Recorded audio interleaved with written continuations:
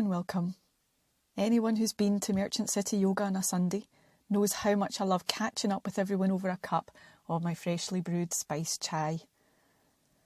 These Sunday chai sessions really bring everyone together. A true celebration of friendship, community and connection. I want to try and capture some of that magic and share it with you at home. So I've invited some familiar faces from our MCY family to chat with me online over a cuppa. I'm affectionately calling them the chai sessions.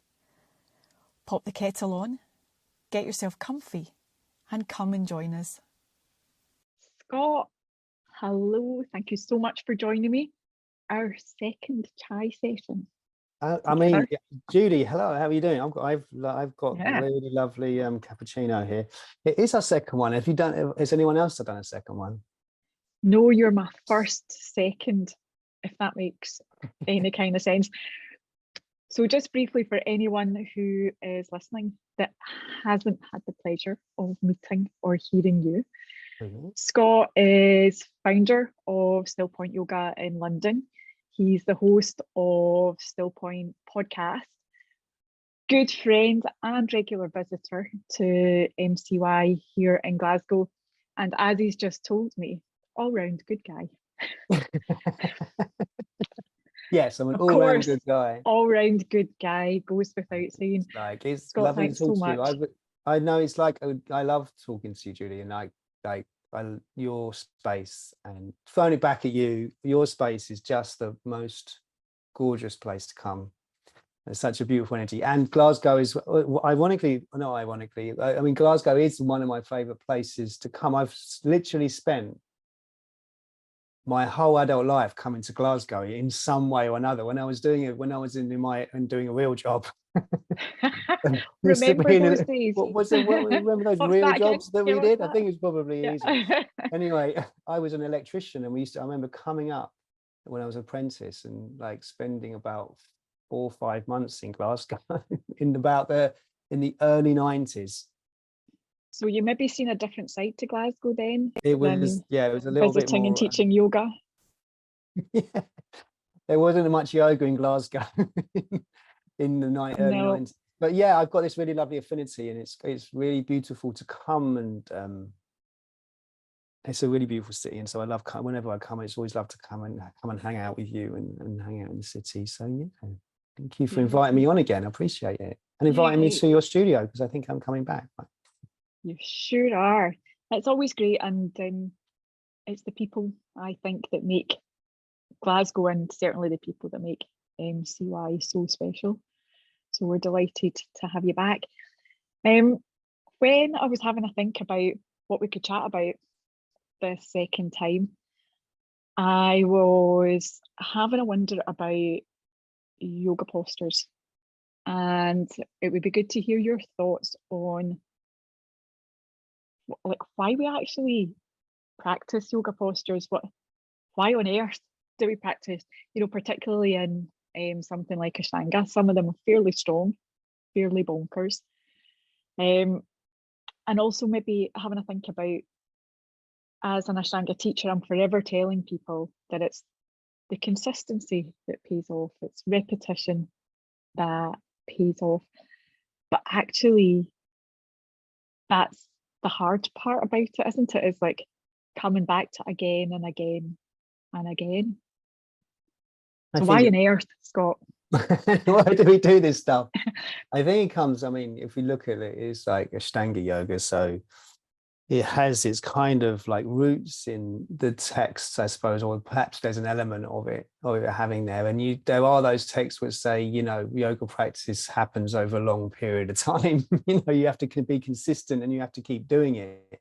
And that's I think when you have that knowledge, and when you kind of look at the physical practice and you kind of start to study the philosophy, when you kind of lean into it, you start to see that it is about just consistency. All of this is about consistently. Change happens because you do it over time.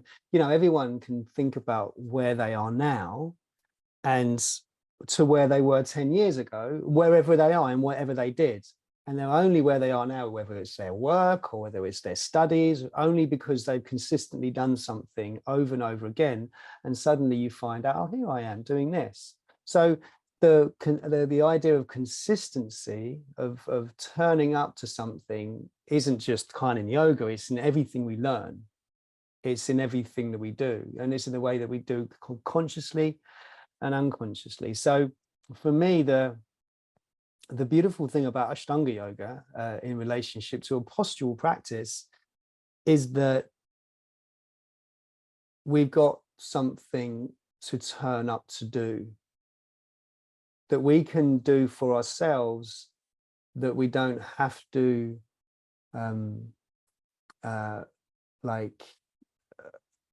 we don't have to go and find.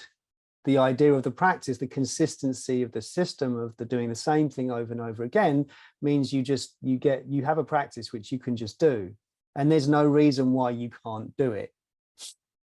The only reason is it's like, oh God, I want to get up, or your mind becoming not wanting to do it because, I don't know, you want to do something else. So there is that sense of like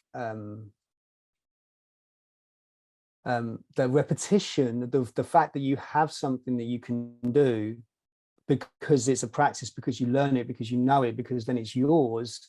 It offers you the possibility to keep coming back, to be consistent. And then there's this really lovely sutra, 121. It says, those who have an intense urge for spirit, those who have an intense urge for practice, wisdom comes. The wisdom of the practice unfolds. So you do need to have some kind of intensity, inquiry, to keep turning up. So I think the Ashtanga method, for me anyway, over the years, it's been the thread.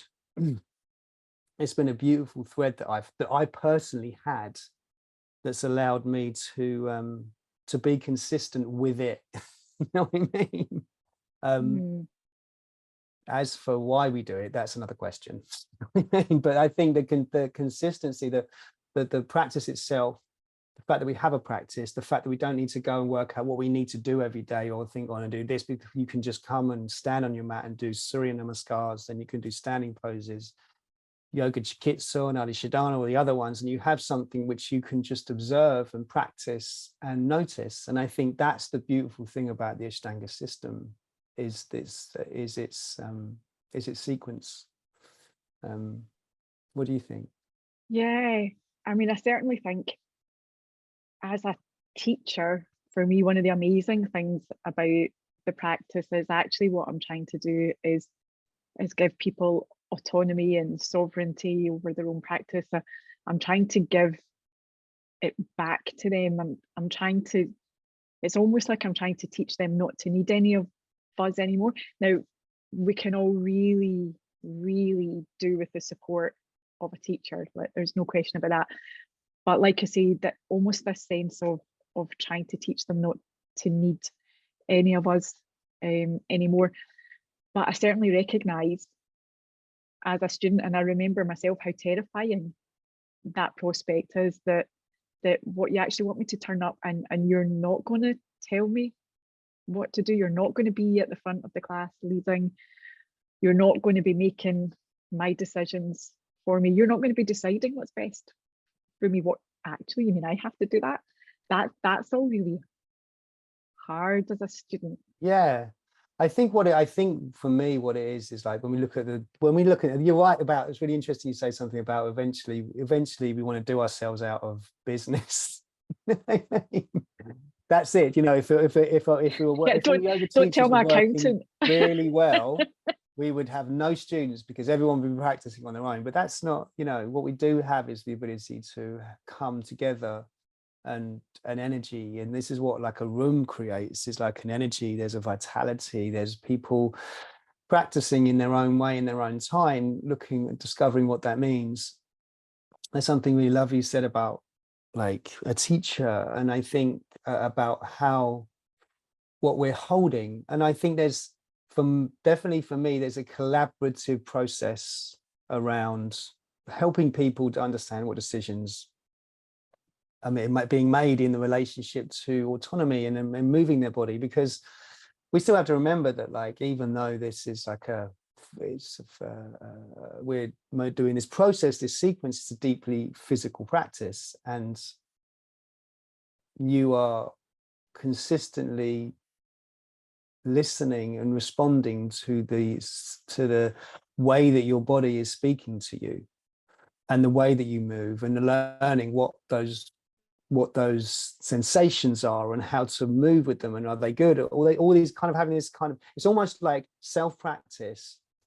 The practice of Ashtanga yoga, the practice that we teach, is about developing a new language or new conversation with the physical nature of your body, and then the subtle nature of your body, and the meaning that you've kind of alluded to it over the years.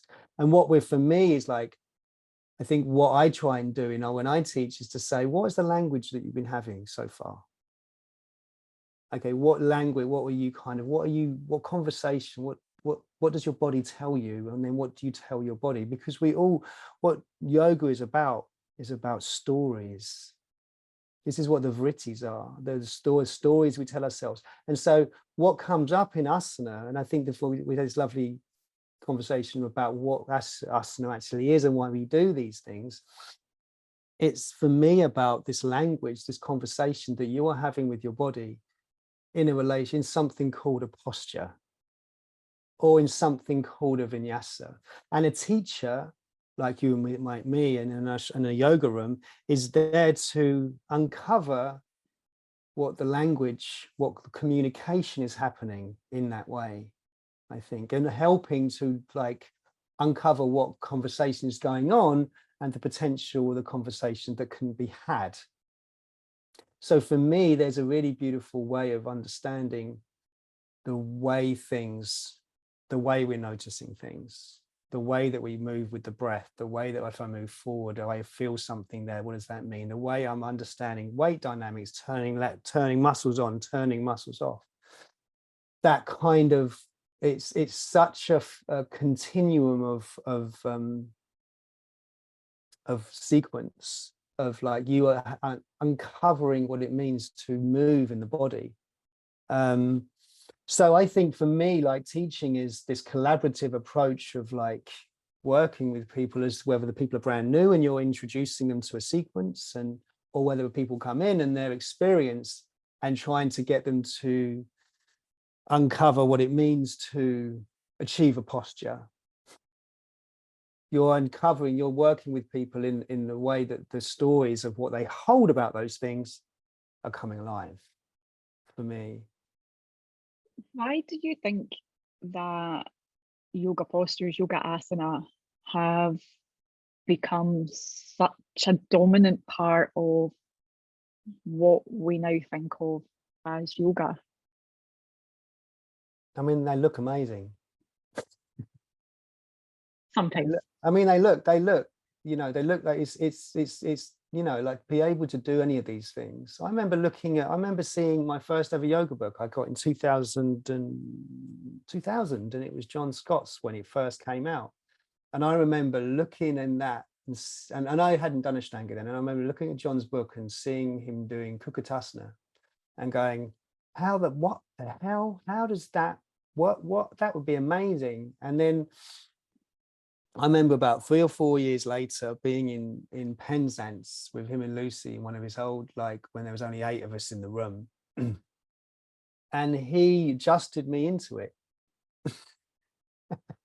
And I did it for the first time on my hands, knees up, like chin forward like that. And I remember being really like, that was a real moment where I went, oh my God, like this is the synergy felt really amazing. Like I'd seen that pose as something when, oh my God, how do you do that? That would be amazing to do. Like there's an inquisitive nature to the postures. And then for me, having him adjust me into it, I started to realize for me early on, there was just this seeing these things, feeling these things. There's a lift, there's an energy, there's a sense of something that you get just by playing with these, working with these postures.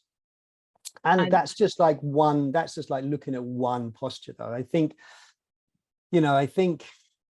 as we've seen in the rise of Instagram and all these things, it's like people sharing things, and they are enticing.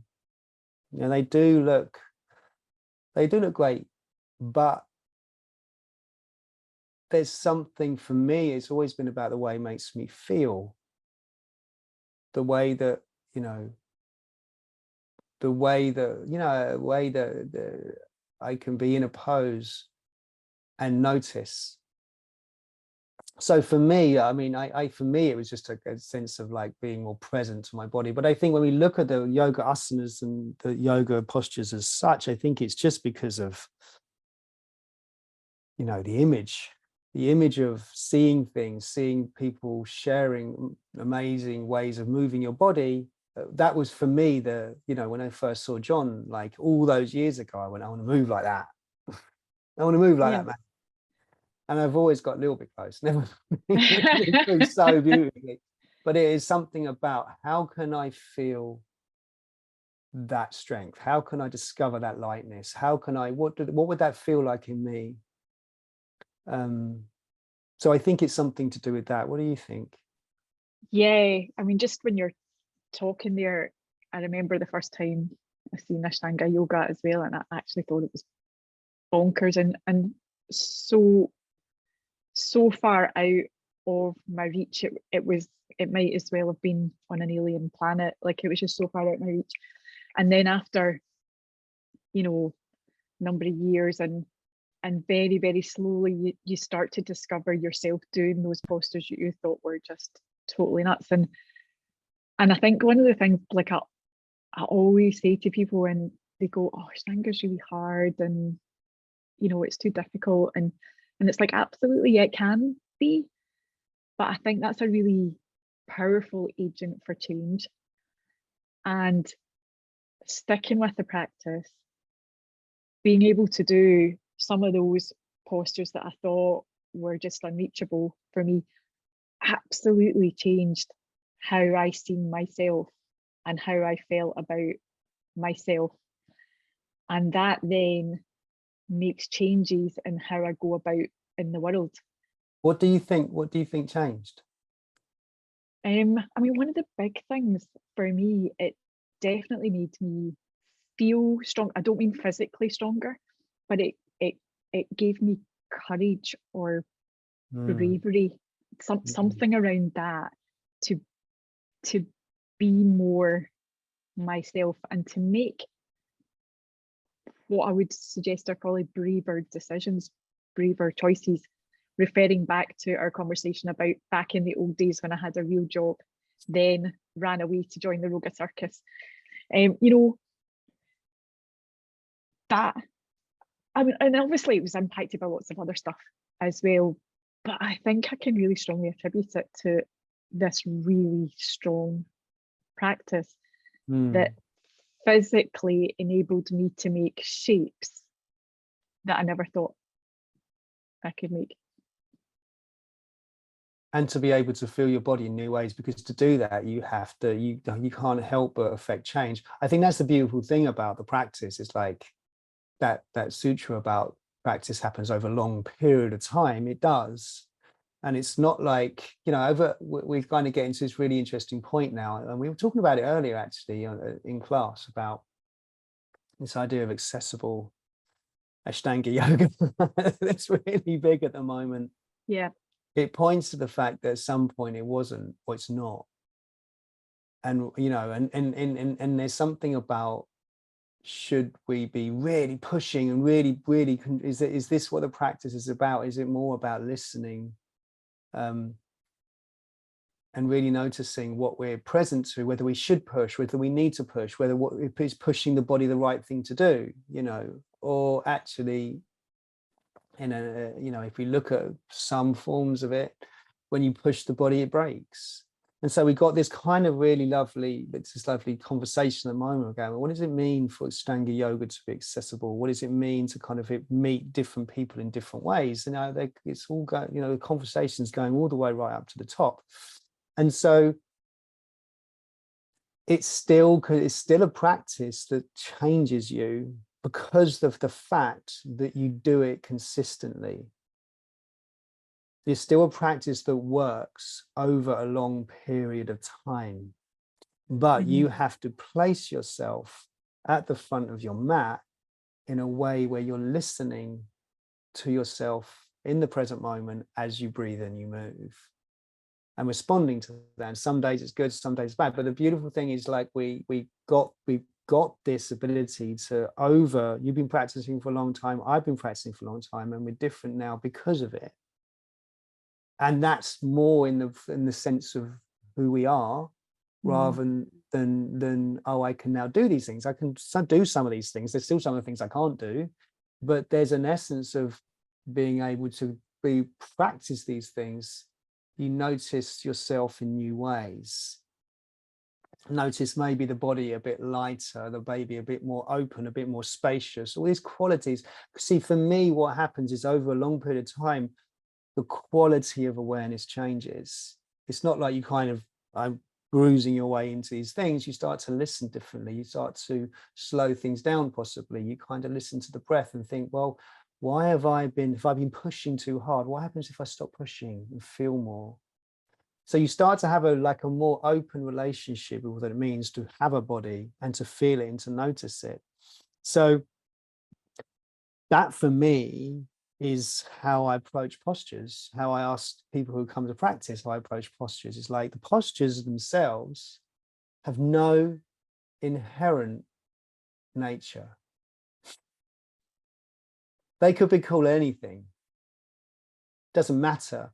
What you're trying to do is, like, in all of these things, you're trying to listen to the story and the language of the body and the relationship you're having with it.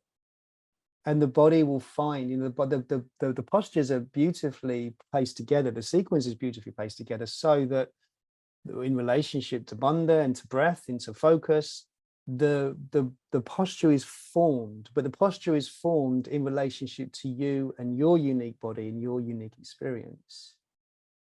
If you find the alignment, you don't have to twist. Twisting occurs. A twist occurs because that's the alignment of the movement of the body. So it's like if we unveil, for me, we unveil what the whole, this is what this is, and this has to be like this. Now, what we're trying to notice is in every posture, in every breath, you're noticing the relationship you have with gravity, levity, movement, spaciousness, and the breath, and fighting, and what forces and what the letting go of forces.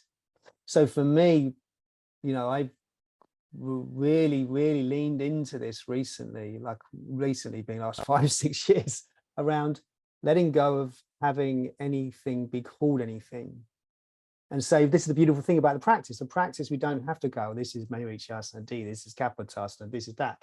Let go of naming it and feel what it's calling and what it's asking you to notice. And for me, that's what, this practice over a long period of time has really helped me to see and to hold space for. Yeah, I mean, what you're saying there makes me think as well about, over the long term, something the practice helps us do is navigate that tension between how much effort we put in, how much work we put in, and actually the nature and quality of that effort and work, because it might be effort and work but not hard pushing, and navigating that tension between that and then letting go.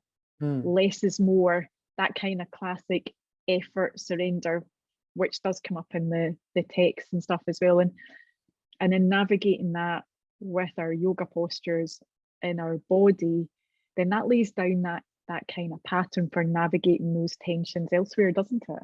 It does. There's something for me that's rich around looking at the philosophy and the yoga and how these things, it's really important to me, as I started really leaning into how the philosophy comes alive in practice, to see that, the philosophy looks at, Patanjali particularly looks at the seated practice as being the bedrock of how we uncover these states, these qualities. And I think when I started discovering that, and also bringing mindfulness, is why I teach a lot around mindfulness, and those teachings come alive in my particular workshops and classes, we're trying to bring that sense of awareness to the physical practice of hatha yoga and movement. The idea that hatha yoga is working with the forces, the nature of the body. It's a beautiful kind of sutra. It's 248, where Patanjali talks about the outcome of all of the practice of asana is the letting go of opposites. And so hatha yoga is this practice of opposites. It's sun and moon. It's kind of understanding the energies of like, I'm moving this way, moving that. All of this is happening right now. And the practice is about letting go of having to think there's this and that and experience just what is. So there's this lovely way of kind of really noticing that quality of awareness at the same time as you're breathing and moving. For me, it's like we're kind of moving the energy, the prana of the body, opening, and then as we're moving down and rooting it, the apana, and starting to see that these things are just in our nature.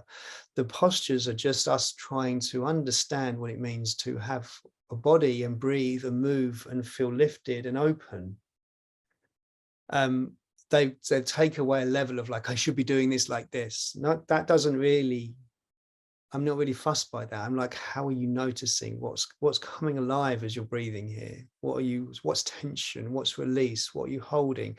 All of these things, once you create a quality of awareness, it really helps you to begin to notice and feel deeper and sense wider and be more open to the way things are just presenting themselves as what they are in your life. And then being true to like, what you're noticing, my shoulder's tight, or my doing this and that, or I need to kind of maybe reset my lotus, or things like that, rather than this sense force. What we're really trying to see is how things, we become present and open to the things and how we're doing them.